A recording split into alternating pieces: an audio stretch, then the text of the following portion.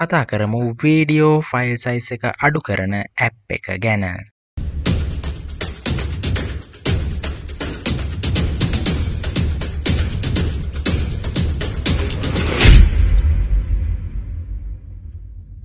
ඔයාව සාදරයෙන් පිළිගන්නවා නිව් ක්‍රියේටර්ස් channel එකකින් ගෙන තවත් brand new episode එකකට. මේ වීඩියෝ එක ගොඩක්ම ප්‍රයෝජනවත් වෙන්නේ වීඩියෝ ෆයිල් එක වැඩිපුර ගනුදෙනු කරන අයටයි. කියන්නේ ඔයා ඔන්ලයින් ලෙසන් වලට වගේ සහභාගී වෙනවා නම් ඔයා ඒවා ස්ක්‍රීන් රෙකෝඩ් කරලා ඔයාගේ ළඟ තියාගන්නවා නම් අන්න ඒ වගේ වෙලාවට ඔයාට ස්ටෝරේජ් ප්‍රශ්නය ලොකුවටම දැනෙනවා. වගේම ඔයා YouTube content creator කෙනෙක් නම් ඔයාට වීඩියෝ අප්ලෝඩ් කරද්දී data ප්‍රශ්නයත් ඒ වගේම ලොකුවට දැනෙනවා. අන්න ඒ වගේ වෙලාවට මේ වගේ පොඩි app එකකින් ලොකු වැඩක් ගන්න පුළුවන්. විශේෂයෙන්ම ඔය ප්‍රශ්න දෙකම මට ආපු හින්දා මම වැඩිපුර මොබයිල් ඇප් ගැන හොයන්න පටන් ගත්තා.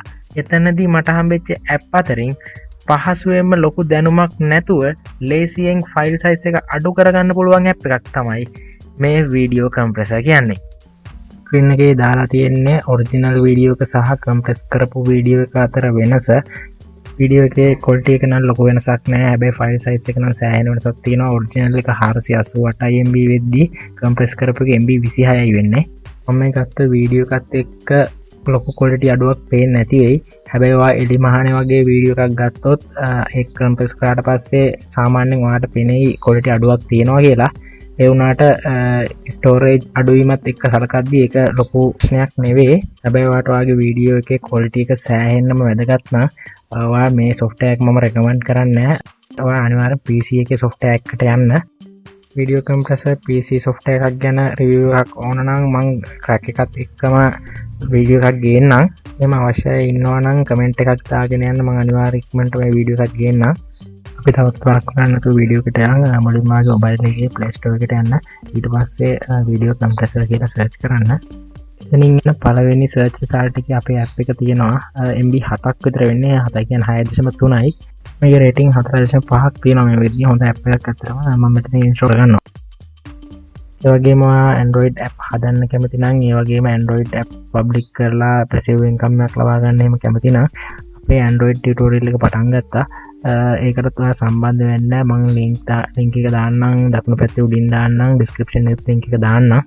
ඒ වගේම මේ tutorial එක කරන්නේ Android Studio මුලින්ම පටන් ගන්න අයට. ඒ වගේම ඔයාලට coding දැනුමක් තියෙන්න ඕනේ නැහැ. මුලින් ඉඳන්ම අපි tutorial එක කරනවා. සහ ඔයා Android app හදන්න කැමති කෙනෙක් නම් අනිවාර්යෙන් සම්බන්ධ වෙන්න අපිත් එක්ක. හරි app එක install වුණා. මම දැන් මෙතනින් open කරගන්නවා. open කරගත්ත ගමන් ඉතාල සරල interface එකක් තියෙනවා. open කරගත්ත ගමන් ඔයාලගේ gallery එකේ තියෙන වීඩියෝ ටික පෙන්නනවා file size එකත් එක්කම. gallery එකෙන් වීඩියෝ එකක් select කරගත්තට පස්සේ අපට option කීපයක් පෙන්නනවා. ඒකේ උඩින්ම තියෙන්නේ compress video කියන එක. අපි ඊටු option ටික පස්සේ බලමු. දැන් මම click කරනවා compress video කියන option එක. එතනදී තියෙනවා high quality, low quality සහ custom කියලා. අපි දැන් ඉන්නේ high quality කියන තීරුවේ. high quality එකේ 220p 480p 360p සහ 240p කියන resolution වලින් තියෙනවා. ඒ වගේම මේ resolution ඉස්සරහින් අන්තිමට compress වෙලා එන file එකේ size එක පෙන්නලා තියෙනවා.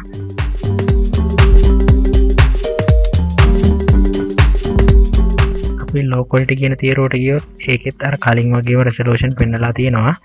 හැබැයි කලින් එකට වඩා file size එක ගොඩක් අඩුයි.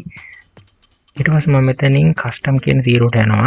custom කියන තීරුවට ගියාට පස්සේ අපට output එකට එන වීඩියෝ එකේ resolution එක සහ bitrate එක වෙනස් කරලා අපට අවශ්‍ය විදිහේ වීඩියෝ එකක් output එක විදිහට ලබා ගැනීමේ හැකියාව තියෙනවා.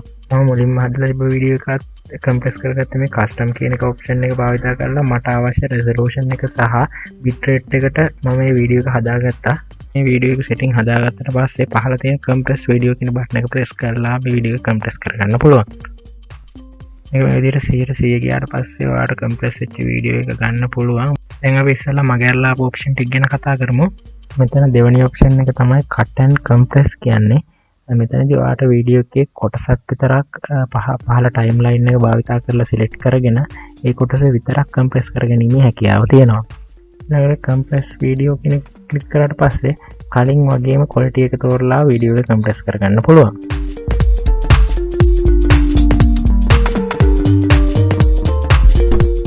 තුන්වෙනි option එක තමයි fast forward කියන්නේ. මේ ඔප්ෂන් එක භාවිතා කරලා ඔයාට ඔයාගේ වීඩියෝ එකේ ස්පීඩ් එක වැඩි කරගැනීමේ හැකියාව තියෙනවා. අපි කතා කරන අන්තිම ඔප්ෂන් එක තමයි extract mp3 කියන්නේ. මේ extract mp3 කියන ඔප්ෂන් එක ක්ලික් කරපු ගමන් ඔයා සිලෙක්ට් කරපු වීඩියෝ එකේ mp3 ෆයිල් එක විතරක් එමත් නැත්නම් audio ෆයිල් එක විතරක් ඔයාගේ ෆෝන් එකට සේව් කරගැනීමේ හැකියාව තියෙනවා. මේ ඇප් එක ගැන කියන්න තියෙන මෙච්චරයි. ඔයාට මේ ඇප් එක ගැන මොනවා හරි ප්‍රශ්නයක් තියෙනවා නම් කමෙන්ට් සෙක්ෂන් එකේ කමෙන්ට් එකක් දාන්න. වගේම channel එකට අලුත් නම් subscribe කරගෙන යන්න.